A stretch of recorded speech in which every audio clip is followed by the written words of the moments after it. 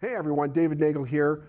I am about to teach you an amazing little lesson on how the subconscious and the conscious mind work, how you developed your programming prior to the age of 7, what you need to do to change it, and how it might be controlling your results right now. Enjoy. All right.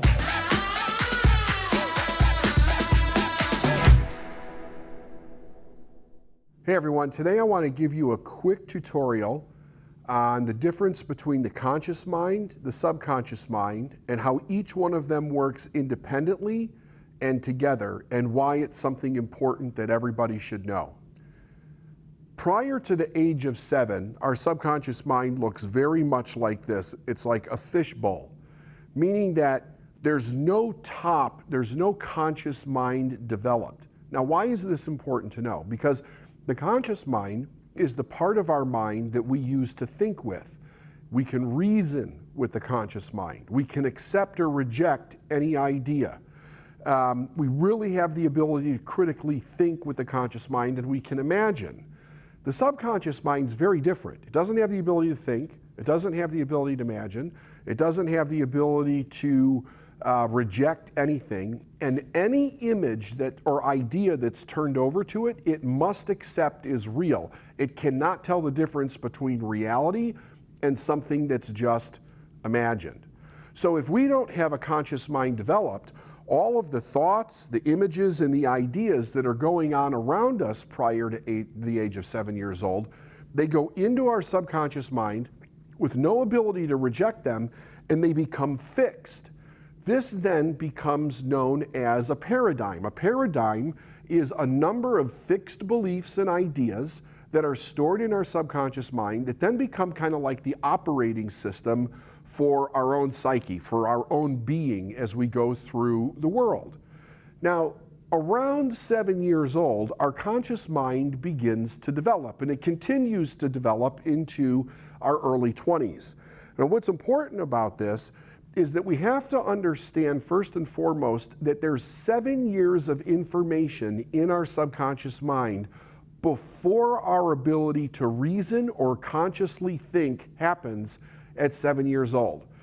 That means that all of this information that's in our subconscious mind is constantly telling our conscious mind, which is experiencing our world through our senses. We see, hear, smell, taste, and touch.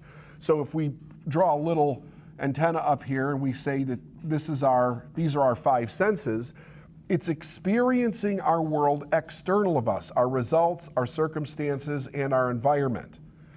That information is then fed back into the conscious mind, basically as what you're experiencing. So like I hold up this marker, you don't really have to think about what this is because you know what a marker is. So you get the image, that's the what in your conscious mind, but your subconscious mind that's programmed with the information to tell you how to think about this instantly tells your conscious mind how to think about it. What's the problem here? The problem here is that even though we think we're thinking, there's no real thinking taking place. It's a subconscious program. It's an automatic reaction to whatever it is that you're experiencing in the world. What's even more problematic with this is how do we know if the information that we have stored in our subconscious mind about everything that we're experiencing in our world is either beneficial to us or actually 100% true, and it's not mixed with some superstitions, some things that are true, some things that are not true, a bunch of half-truths, getting us results that we don't like. Look at it like this. If you have results in your life that you're not happy with, if you have circumstances in your life that keep repeating themselves over and over again that you really don't like, if there's things in your environment, people, places, and things that you're not happy with. In other words, there's parts of your life that you would absolutely love to change if you just knew how to change.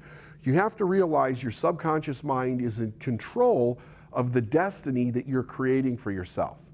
Now, what we need to know is that this can be changed, but it's not changed without changing and challenging the information that we're carrying around subconsciously. You know, most people really do know what they want in life, And most people really want really great things for themselves, for others, for the way that they live. They just don't know how to get there. So they keep relying on all the information that they were given about their world prior to 7. They may add a little bit to it as they go through their life, but whatever they do add usually stays very much in harmony with these ideas. You might be thinking to yourself, well, why would we do that? Because prior to the age of 7, if you go all the way back to when you're born, one of the things that we know that is very real in any person's life is, especially at that young age, we were extremely vulnerable. We needed our parents to stay alive. So the idea wasn't, should I challenge my parents? Should I evaluate what they're saying and see if this is good for me? It's pretty much just accepting whatever it is that they give us that tells us this is what's going to keep you safe in life. And most people are raised not how to live their life in an amazing way, but actually how do they stay safe basically from birth all the way to death and not really go out and do something amazing that they have the capability of doing, or finding their purpose in life, or becoming wealthy, or helping other people become wealthy, or doing something that's going to change their environment or change the world, really going out and making a difference with their own life. We all have the ability to do it. That potential is locked up in each and every one of us. But our underlying program that's running our thinking, that's running our emotions, that's running the behavior that we have in our life, that is definitely creating the results that we get, that's all coming from subconscious programming. The subconscious mind is programmed one of two ways, or a combination of both. One is constant spaced repetition. So prior to age 7, if you think about the way that you were taught things, and you were told that this is a chair, and this is a marker, and this is a whiteboard, and all the different things that you learned, you were told those things over and over and over and over again until they became fixed, and that became your belief system. And then that was added to over a period of time. If anything happened in your life that had an emotional impact to it, like somebody died, or there was an accident, or you got hurt, or somebody made you cry, then whatever that idea around that emotion that was going on didn't necessarily need more repetition for you to create the belief, because the emotion itself was strong enough to start to create the belief. So there's a lot of mixed ideas that are going on in the subconscious mind all at one time that are literally creating the results that we get in our life.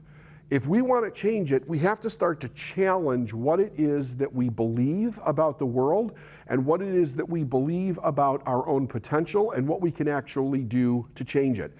If you're willing to do that, there's absolutely nothing that you can't accomplish, and generally you can accomplish it in a lot quicker of amount of time than you think that you can.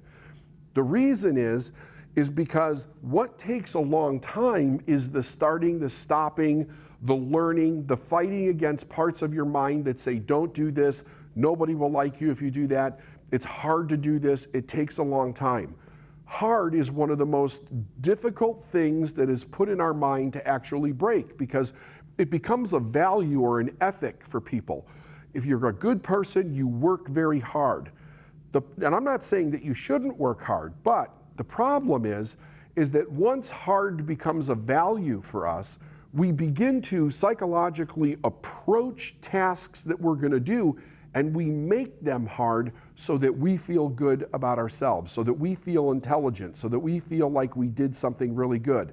That means that anything that you want to do on the outside that you want to change, you might, not 100%, but you might be bringing the idea of, how do I make this hard so I'm actually a good person? If you think to yourself, what things in my life seem to be really hard, that's probably what you're doing. You're letting that subconscious program control how you think, and it controls the results that you get. So my suggestion is, number one, understand this. Success is actually easy. All of life, all of nature is very successful, and it doesn't struggle to do it. It's the same with us. All we have to do is get the programming in our mind right, and then the conscious thinking is going to follow. In order to change this, you have to remember this rule. You don't think yourself into a new way of acting. You act yourself into a new way of thinking, meaning that As you do tasks differently based on new information and you get a new result, you'll change the programming in your subconscious mind. You'll make it so that once money was difficult to make, now it's easier to make. There's something that all rich people know, whether they'll tell you the truth or not. The more money you make, the easier it actually is. That's something to really think about. That's a new idea to put in your subconscious mind. And so is this. You're a great person no matter what's happened to you in your life or what difficulties you've come up against. You have the potential to be anything that you truly desire to be. Go out there and make this a great day.